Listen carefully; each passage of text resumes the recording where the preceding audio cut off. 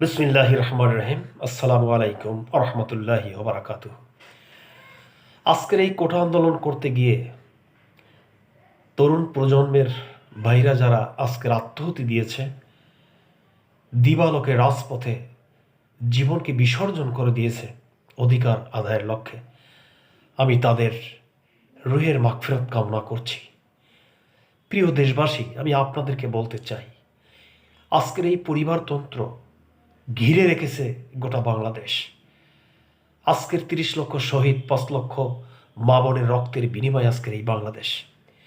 কিন্তু আজকের এই পরিবার তন্ত্রদেরকে আমাদেরকে উপেক্ষা করতে হবে।